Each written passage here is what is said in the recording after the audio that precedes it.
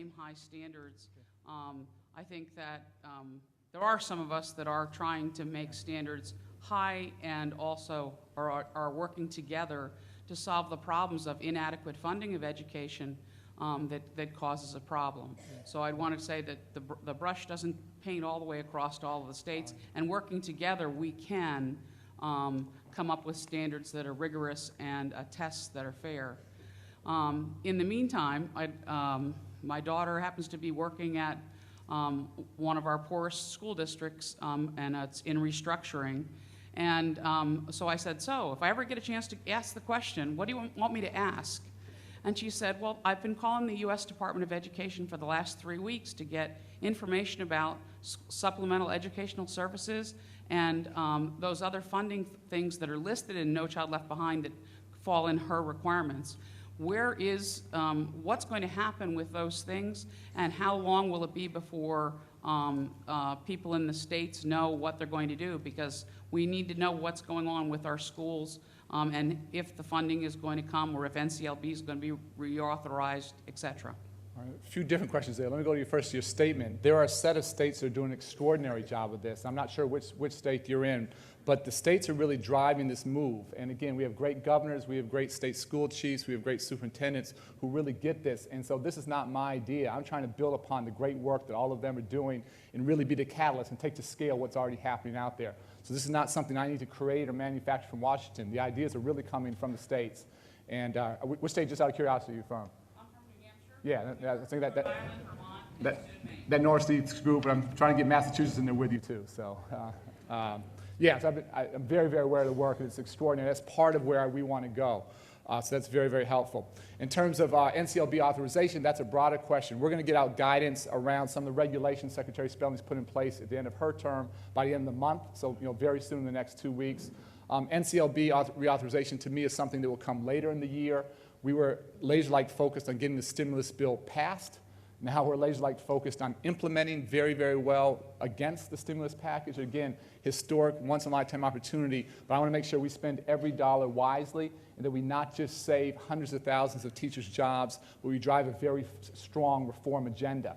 And if all we're doing is investing in the status quo, that's not going to get us where we need to go. We need to not take a step backwards. We need to use this money to take a couple steps forward. What I want to do, I've obviously been living on the other side of the NCLB law for the past 7.5 years, so I have some pretty strong opinions myself, but I want to get out later in the year, listen, learn, travel the country, hear from students and parents and principals and teachers, school board members, and then come back later in the year. I think there's a set of things that I fundamentally respect about No Child Left Behind. There's some things that I have major problems with, and so we're just going to have a very pragmatic, non-ideological goal where things made sense. We're going to try and keep them. Where things were broken, we want to fix them. I will say that the one thing I will always give No Child Left Behind credit for is really shining a spotlight on the achievement gap.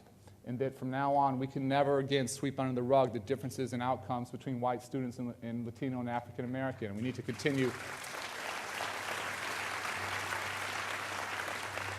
We need to continue to push very hard, and again, there isn't a state in the country that I think has really solved that, and we need to push very hard to do that. There are other things I think were much too punitive, much too restrictive, that stifled innovation, and those are things I want to start to give a lot more flexibility and help states and great teachers drive that change. Right. Let's take a question from the gentleman at this mic. Good morning. I can attest to and I'm thankful to the government for getting my Master in Chemistry from the NSF about 40 years ago, so I know it's there. And nowadays there are much more opportunities than there were even then. But there is one point that's missing in all of this. I come from Boston. I taught in the city Boston public schools for 30 years, and I had many, as you mentioned, poor children from poor neighborhoods. We had a great department in science in that high school, and we all knew our chemistry, our physics, biology, whatever it was. But there's one thing that's missing. Children have to come from a home where there is a caring adult. And that person has to come send that child to school with some kind of a breakfast, not some change for a Coke and a donut. And the kid also has to have a warm coat. Our department actually bought coats for kids that we saw wearing nothing during the winter. And I know that's not the venue of the Department of Ed, but it's a very important part of education. Well, I couldn't agree with you more. I think that's absolutely our agenda. And I've talked a lot about schools being open 12, 13, 14 hours a day. In Chicago, we serve 60 million meals a year. We serve tens of thousands of students breakfast, lunch, and dinner. We had a set of a couple thousand students in about 24 schools. We sent them home on Friday with bags of food because we worried a lot about them not eating during the weekend. And so I think schools have never been asked to do more. In an ideal world, schools wouldn't have to do any of this. In an ideal world, there'd be 2 parents in every home and a job and a warm house and a safe family. Many of you know that's not the reality for a huge number of our students. And so what I want to say is that while those present real challenges, we have examples all around the country of schools in the toughest, most underserved communities doing an extraordinary job of changing students' lives. And you have to go way beyond the call of duty.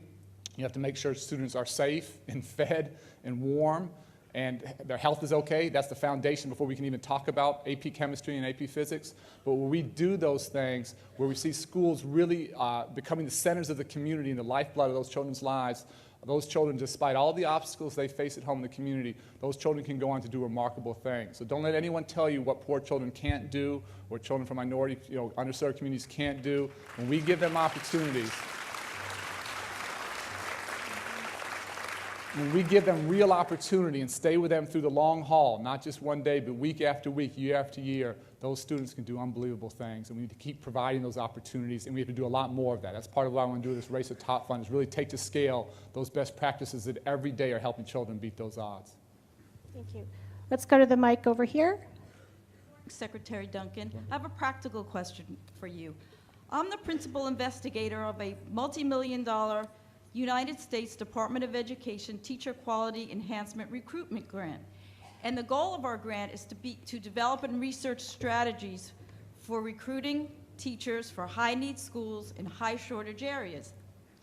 We have developed strategies that will enable you to recruit an army of teachers. I'm from New Jersey, and we're currently scaling up throughout the state of New Jersey. My question is this: how can we work with you? Just a few minutes ago, you challenged us to work with you. We have the strategies developed. They're ready to be scaled up. We can work with you nationally. What mechanism do you have in place for that to happen? See me as soon as we're done. I will. Thank you.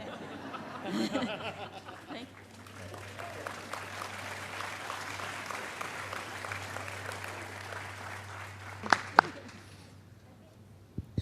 I think we have time for one more question. Let's go to the gentleman at this mic.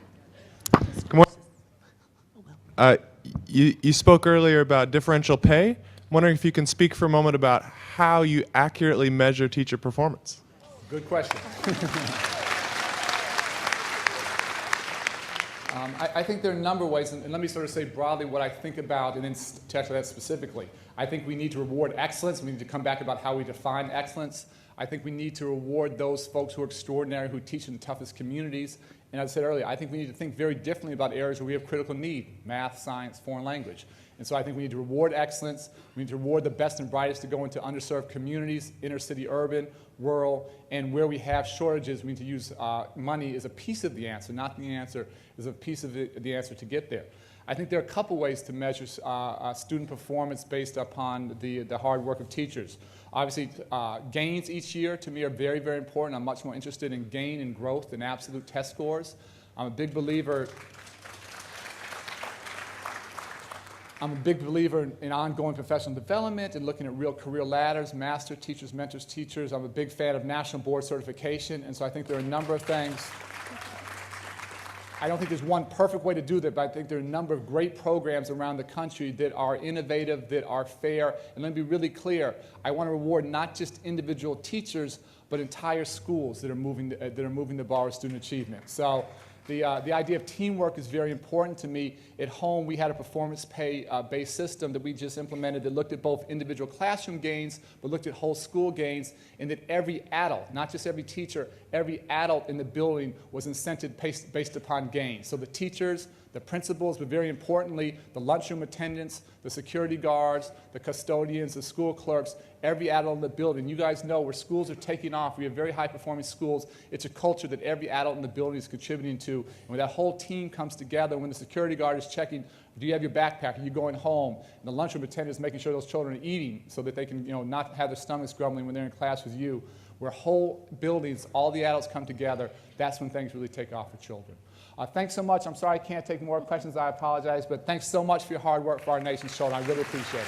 Thanks for having me this morning.